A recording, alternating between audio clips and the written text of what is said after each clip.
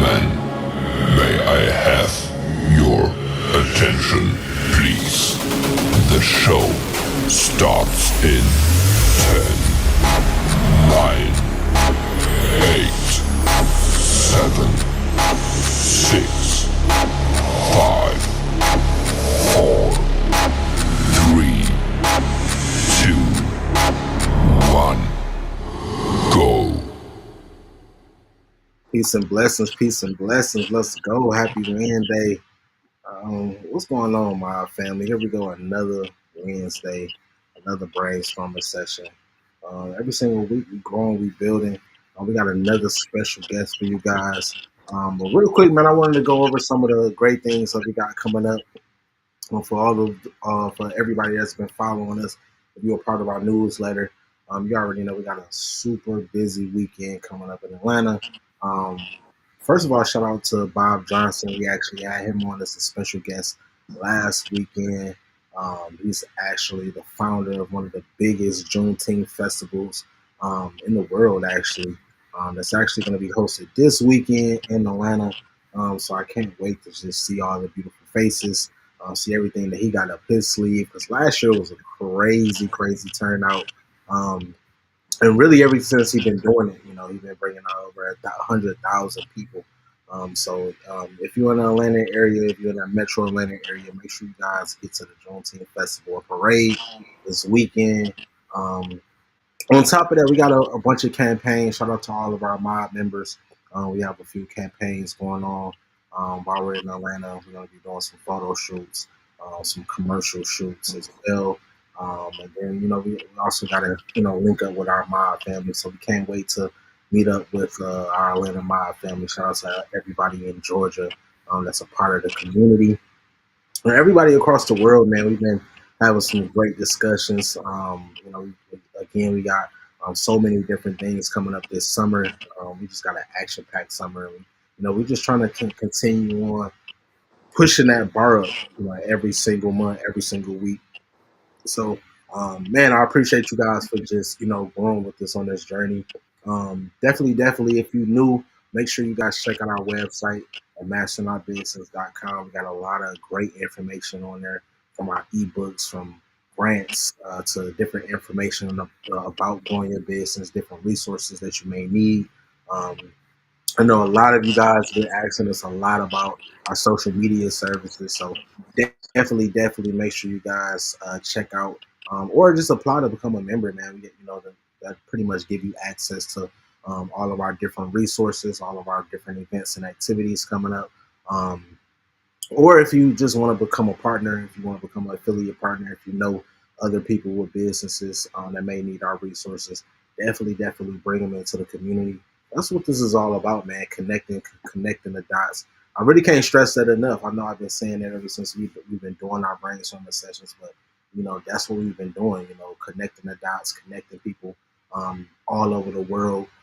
Speaking of that, make sure you guys blow up that chat, introduce yourselves, throw your websites in there, throw your social medias in there. And also, after the live stream, man, make sure you guys follow somebody else.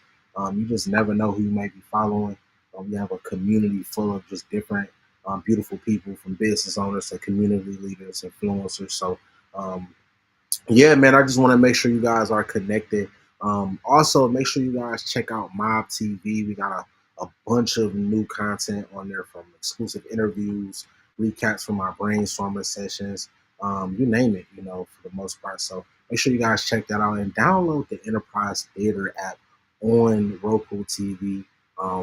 We also have our own channel on Roku. So if you want to, listen to us or check out some of our recaps on the go, or just from your TV, man, make sure you guys download that app. We also have a bunch of content from a bunch of independent content creators as well. So, man, make sure you guys go support who we got live, man. Make sure you guys post where you're listening in from in the chat as well, whether you're on Instagram or YouTube.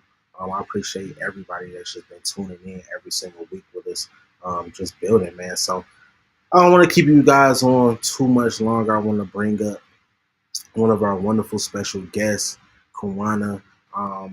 actually, I want her to, kind of come on and introduce herself and talk about some of the great things that she got coming up. And then you guys already know. Real quick, actually before we do that, I want to talk about, and I already want to introduce today's icebreaker question.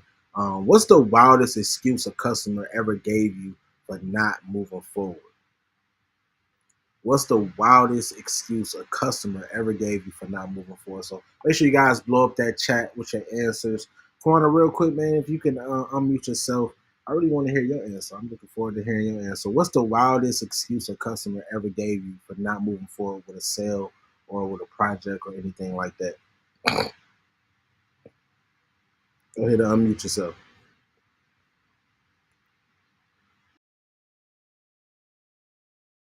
Okay, can you hear me? Yes, ma'am. Yes, ma'am. All right. So the question is, what's the wildest excuse a customer has given you for what was the end of that? For not moving forward, with the sale or it may be a collaboration that you may have been talking about as well. We got to throw those in there because I know we've been doing a lot of free networks. So the wildest excuse one of my clients has given me is that they canceled the wedding. A wedding dress was Yeah. made, deposit was actually made, and she told me that they canceled the wedding because of some personal issues. But I found out that they got married anyway. Um, Ah, man, so, that so I'm one. like, why she tell me that? She could have just been honest and just said, Right. That's but deep. That's I don't deep. know That's why they deep. feel the need that they got to give an excuse at all. I mean, it's business at the end of the day. Hey, man, it's crazy. It's crazy. I've heard them. I've pretty much heard it all, but that was a crazy one, man. So definitely, if you live with us, man, make sure you guys throw your answer in the chat. Real quick, Miss Kawana, go ahead and introduce yourself. Let the people know who you are. Well, I am Kawana Wadell. I'm the owner and founder of Steltania Styles Boutique. We have been in business going on 10 years now. 20 June, or actually May 2015 is when we was established. We specialize in personal wardrobe styling as well as personal custom design from any size, men, women, kids, sizes, anything. We do everything from streetwear to red carpet. So that's it in a nutshell. I do a lot of other things on the outside, but for the community, but that's my main niche. I love it. I love it. I love it. So, what really inspired you to really take that leap into entrepreneurship? And, how did you know it was the right path for you? Well, honestly, just the creative freedom, just being, able to be free and do what I want to do, what I love, what I'm so passionate about on a regular basis, and not have to clock in from a 9 to 5 for someone else, that wasn't building my empire or building a legacy for my children at all. So, just giving me that financial freedom as well as that creative freedom to design and to make people feel and look good from the inside out. Most definitely, most definitely. It's super important, man. Ownership is super important. That's really the main reason why we do what we do. It's Hmm. super important for us to really step into that and build these legacies. You know, so we talk about, speaking of building legacies, we talk about market research a lot. We talk about idea validation. Can you share like a surprising insight you discovered doing your market research when you really first started, when you started really looking at, other um, I hate to say, I hate to use the word competitors, but Uh other huh. people that's in your industry, when you really started to do your research, how did that shape your business idea in your I honestly would say, in regards to that, I felt that there, and I'm a regular size, woman as far as the industry goes. But there was not really a space for plus size models, for fashionable plus size models. I mean, you can get your leggings, your normal, streetwear, your casual everyday wear, but there was not. A location or a place in my community that catered to plus size women, that make plus size women look and feel good just as regular size women. So that was my market strategy when I first went into this thing. I had a fashion show back in 2015, and it was unbelievable, wall to wall, like sold out event, and nobody even knew my name at that point. But I say nobody knew my name, but obviously people was following me on social media, and I had no idea that they were following me, just based off of me posting like just my own fashion tips and my fashion designs, and just think of things about me.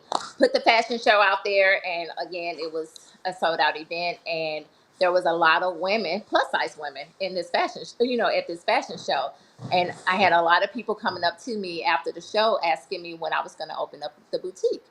I had no desire to open up the boutique at that point. I just wanted to design and style people, and do my thing in regards to that on the outside end. Go into people's homes and just do photo shoots, or be a creative designer on photo shoots. But it went further than that. There was a need for people to actually come inside to feel their clothes, to try them on, and not to just shop online and hope that they get what they see. Yeah, definitely. It's all about the experience, and I think that'd be the best moments when you have people, come in and God kind of show you other paths without you even being Right. interested in that. That's how you know it's really your calling. So I love that. I love that. So we talk about a lot about financial literacy and budgeting. This is something Hmm. a lot of us have struggles with. Especially when we first coming into building a business. How do you approach budgeting for your business, and what strategies did you use to ensure financial stability?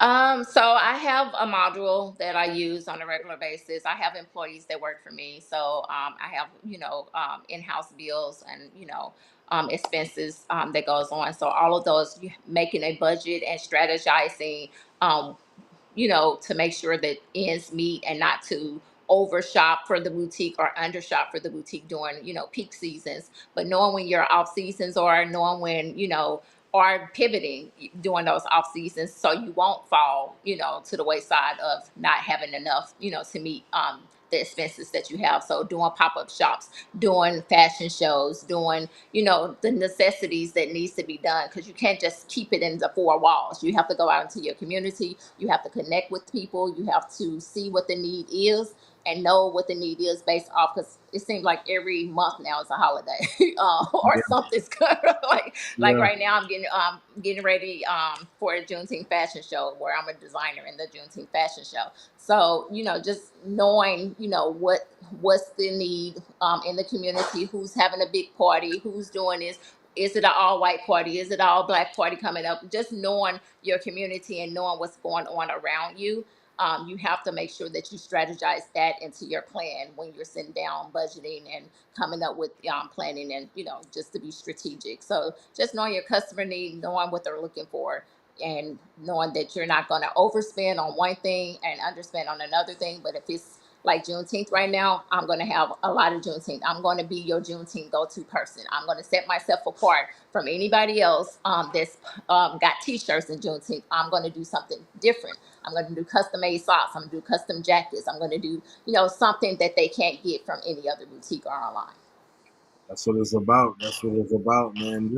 And you said something. You touched on something super important. Knowing your market. This is something we talk about a lot, especially when it comes to market research. Knowing what makes them tick. Having a plan, having a strategy, so we can know, what to budget on. What are we spending on? What do we need? Right. What's the priority? That's super important. So, really, I want to talk about. I want to move to one of our modules, which is module 6. We talk about sales and customer service. What's the most memorable customer interaction you've had, and how did that impact your approach on sales and service? Ooh, that's a hard one. I don't know if there's one that stands out above another, to be honest, because my customers don't just shop, and I don't even call them customers, I call them clients. They don't just shop with me, they grow with me. They have been on a journey with me. They know, my ins and outs. They feel like family. When I tell you, a customer will call me and be like, "Hey girl, hey," and I'm like, "Who is this?" Yeah, But they just think I know every single customer, and there's thousands of them. They think I know them all by name. And I love that they feel that way, because it's a personal feeling. It's not just a business relationship. So I'm not sure if there's one that stands out above all the others because I treat them all equally and I treat them all the same. I can be out and about and people will run up to me and be like, "Oh my God, I follow you on, on social media." They get so excited. I'm just like, I'm just an average girl, Yeah, trying to live in this world, of chaos and just get by. But they make me feel like I'm doing something right. So I have to make them feel like they're the only one that matters to me, no matter most who it definitely. is.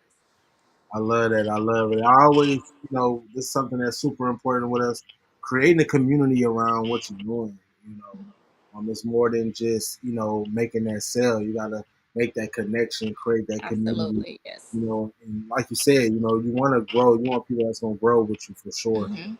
Because this is, for the most part, if you want longevity, I think that's most important for sure. Absolutely, because it's not all about sales. If you don't look at sales and you look at relationships, and I tell people that I mentor this all the time, if you look at relationship, your sales are going to come. You don't have to worry about the sales. That's going to be a a no brainer. You have to look at the relationships that you're building because there's a lot of boutiques that's popping up here and there, but you have to differentiate yourself and why they should come to you versus another person. And Yeah, it's all about how you make a person feel. most definitely, most definitely.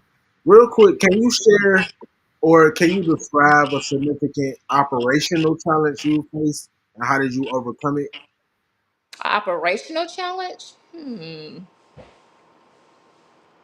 Let me think. I would say so when I first got started in this industry, I didn't know they use this stock pictures. So these are pictures that you get off of your vendor websites that you shop from. That they may use pictures that they're not supposed to use. So I actually used someone picture and I posted it on my page, and I got an email and a phone call telling me that I was using their content and using their pictures. So I found the importance of branding yourself, making sure that you make your own personal content and using your own stock pictures, hiring the necessary models if you need to, being your face, because I'm the face of my brand. But that was one operational hiccup that I went through. And I'm like, oh my God, the girl gonna sue me. Like, I didn't know. I was just starting off. I was just starting off, but I woke up real fast and, was like, okay, this obviously is a no-no. So the people that I'm getting the pictures from, they shouldn't even be using them, but they are. So let me, pivot and do something different. So that's actually my business and my brand actually grew even the more because now they see me and they see, a real person and not just a stock picture. Most definitely. And actually, that was a pretty good one. Like, I really wasn't expecting that, but you Thank you. know, actually, my background is digital media and production. We've done a bunch of photo shoots. I've Hmm. created a ton of content, and that was something that was super important in that industry when you're creating content. This is something that I had to explain to a lot of different brands about Right. personalizing your content as well. And I think fast forward nowadays, it's really more expected to personalize it. Unless you're doing drop ship, you have your drop ship brands, which is like, okay, you can kind of get away with some mock-ups, but for the most Hmm. part, we're talking custom brands and different things like that. And just for anything, you want to make sure that you have your branding on point. You want to make sure you personalize it. And copyright, hey, them cease and desist is real for sure. Yes, it is. So Oh, now I find myself sending that same cease and desist unless y'all want to pay me for my content. yeah, most definitely. Because I get people now that's trying to use my video content and my pictures and everything, especially our China vendors. That Hmm. if you don't catch them, they just gonna do what they want to do. If ain't nobody saying nothing, they ain't gonna say Yeah, nothing. yeah. Hey, you better send them cease and desist. Right. Get it. Hey, it's all business. It's nothing personal for sure. So, what advice would you give to entrepreneurs seeking funding for the first time based on your own experience? So the advice I would give is if you are not able to get any type of grants or anything in your community, typically every community has some type of grant out there. That's get with someone that that writes grants or research it for yourself. But if you're not able to get any grants, to start from what you're able to do out of your pocket. I don't recommend getting a loan right off the bat.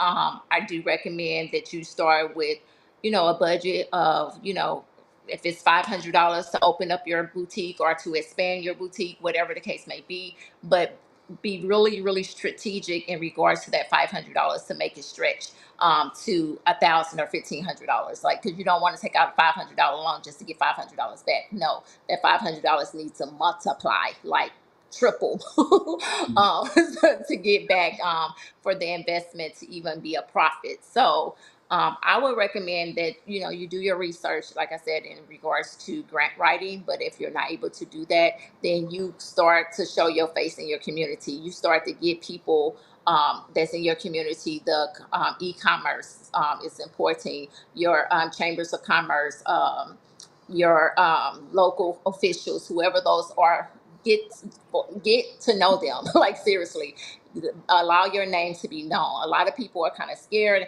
and don't want to put themselves out there, but that's what they're here for. That's what, in your chambers of commerce in whatever community that you're in, they're there because you are a business there. So they can't be a chambers of commerce without your business. So it's important for you to for them to get to know your name and for your community to know your name. I just said this not too long ago, that it's important for me, if I'm pointing to my community and people are supporting me in my community, it's important for them to know my name and for them to see a face that goes along with my name. So I go to board meetings, I go and I find out what's going on. Are y'all giving money out? Because they always are. So Yeah, you just kind of got to do your research and know what's going on in your community, and start there. And just don't be afraid. Do it scared. Don't be afraid. I mean, everybody's going to make mistakes. Everybody's going to make mistakes. But however, it's how you bounce back from the mistakes and how you grow from the mistakes that's going to make you successful. most definitely. I second that. And I always say, man, you gotta apply yourself. Like you said, it's like giving out the money. It's out here. You gotta apply yourself. You gotta Yes. do your research. We're actually working on creating a grant finder, which is going to be available to the Hmm. community, especially our community, the mob family. But this is just something that we just see happen over and over again, where most Right. business owners have trouble getting that capital. So we do want to connect them with more people that's out there getting, that's giving out these grants, more foundations. Hmm. Hey, you said another, you touched on another key topic. Work with what And you. I don't want people to get misconstrued what I'm saying, because loans are great when they're capital loans for your business, but you have to establish your business first Yeah, before you get yourself into debt. So just make sure that your whatever loan that you're going to get, that you're literally making those that income to pay that loan back through your business, not out of your own personal pocket. definitely, definitely, definitely. I always tell people when it comes to loans, it was crazy because we had Miss Elon on here probably a few weeks ago, probably 4 weeks ago, probably one ago. But we was talking about good debt and bad debt. And I think it's important for us to understand both, and Hmm. understand having a plan. Cause we get a lot of businesses funding, but we always talk about having a plan for that funding before we even go to that next step Right. with that next person, because yeah, you can slip up and be in debt, bad debt. Quick.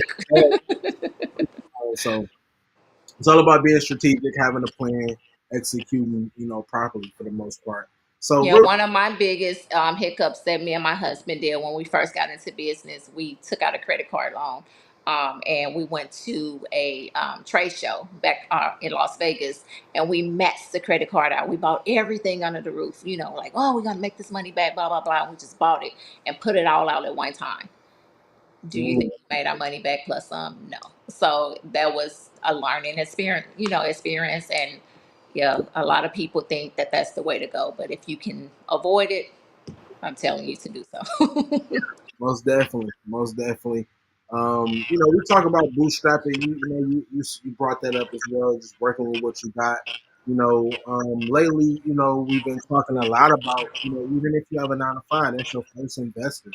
You know, Yep, don't don't get it twisted. We're not telling you to just drop your 9 to 5 and become an entrepreneur, because one is not for everybody. This game is absolutely. I this. have one of my economic friends that tells me every household should have a one person that's in corporate America working a 9 to 5, and the other person should be the entrepreneur. That each person in the household should not be entrepreneurs. So I don't know how true that is, but we tried it both ways, and it honestly, it probably be some truth to it because now he's back working a 9 to 5. Hey, I mean, I think it's all about what works for you. It's Right. all about what works for you, what industry you in. Because in our household, we both 9 to 5. I mean, we both 100% Hmm. entrepreneurs. You know, but I think it's all about what industry you're in, what works for you.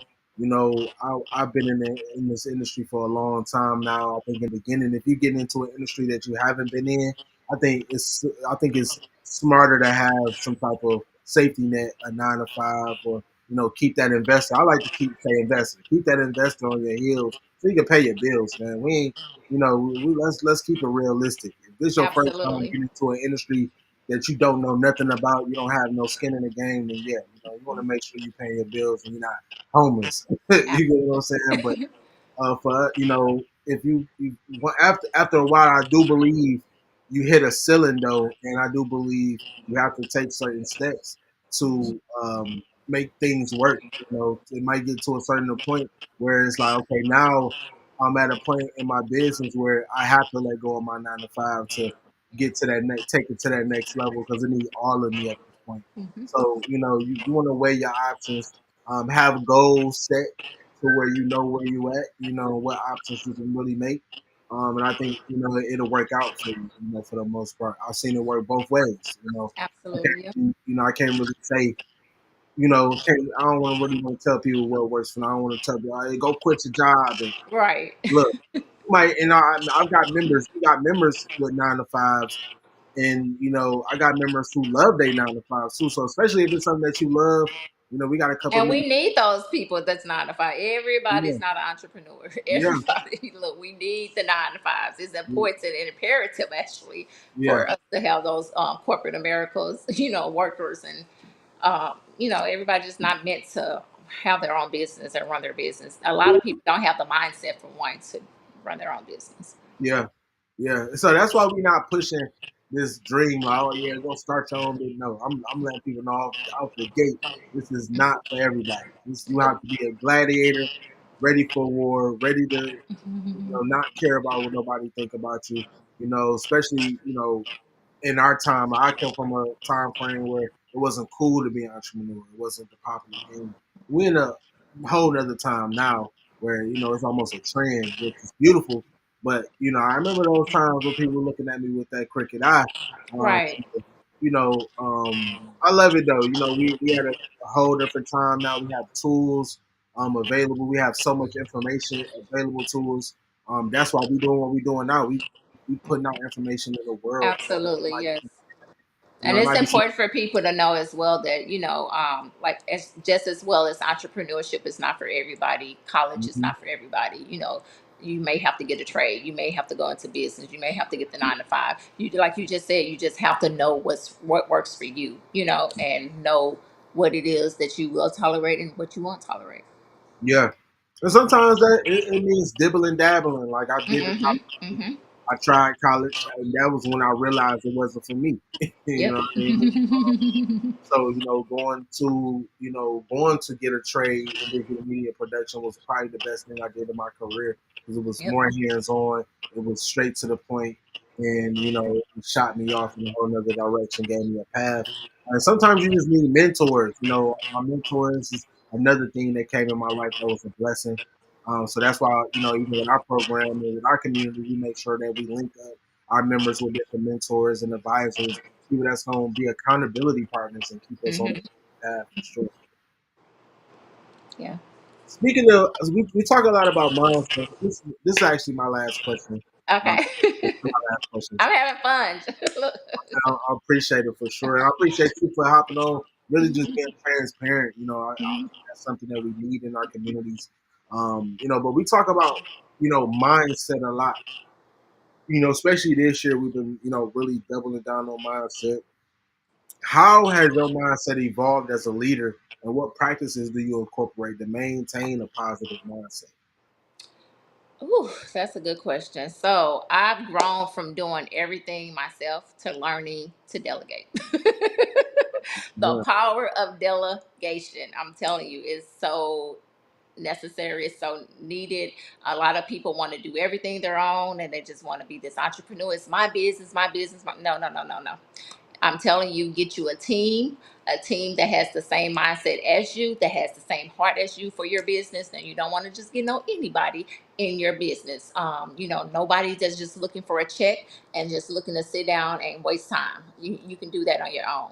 So if you're able and your budget does allow, I would say get you a team, get you some like-minded people that has your back and that's gonna go to bat for you and your business, because you can't do everything. You cannot do everything no matter how you try. If you want a successful business, you will learn not to do everything to make sure that you're growing, and get your community to support you. Get your community. Look, without, I learned over time of being in the business that you can literally get a lot of internship. I do a lot of internships from colleges and from high schools, fashion design classes and things of that nature, where they come in and they basically work for me.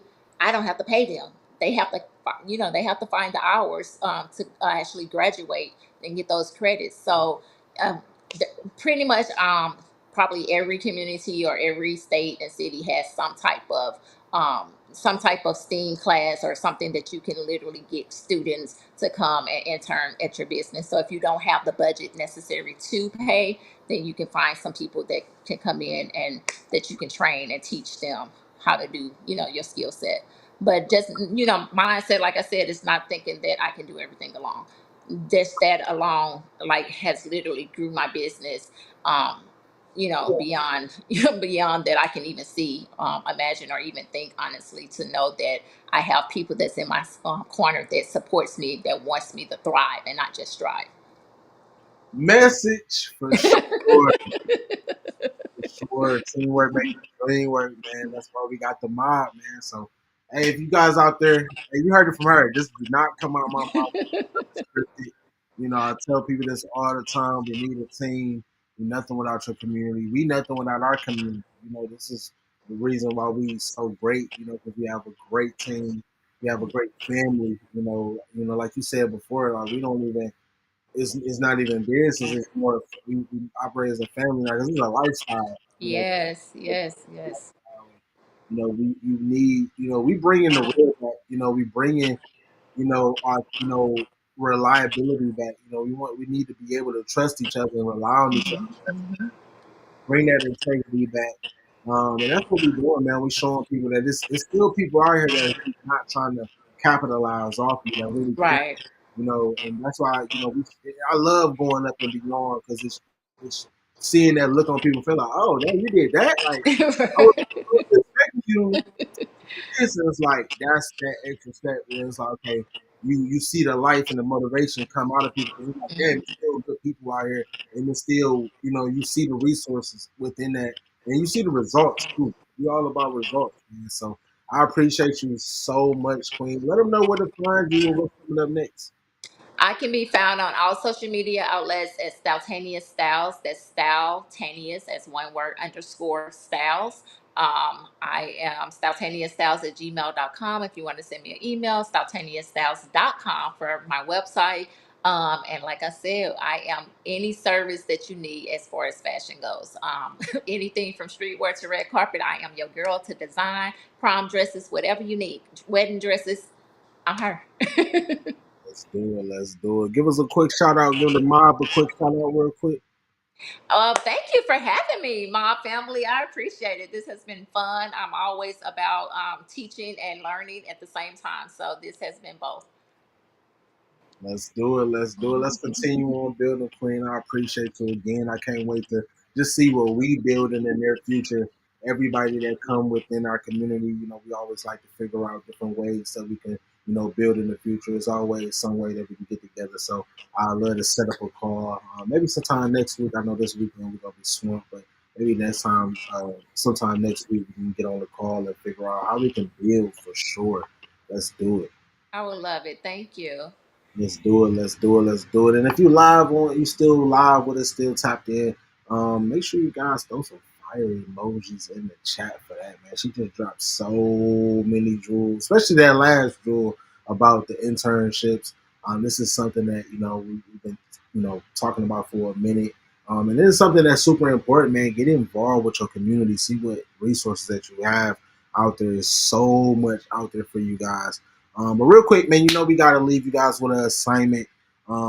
This month, again, it's month 6, man. We halfway through the year.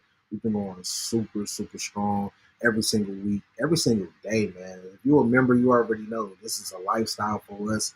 We've been rocking out every single day. And really, this time is the best time. It's the summertime. Everything is moving. But I want to leave you guys with an assignment. Once again, this month, is sales and customer service. So I want you guys to create a customer journey mapping. I want you to map out a customer's journey from first contact to post sale, right? I want you guys to highlight pain points and opportunities for memorable interactions to enhance that customer experience. You guys got to know it's all about the customer experience. So this is something that you guys should already be doing for your businesses. Again, I always let you guys know this is not for us. This is for you guys. I want you guys to just excel and be great. I want you guys to master your business. So again, until next time, man, I'll see you guys next week. Continue on being great. I'll talk to you guys next week. Let's go.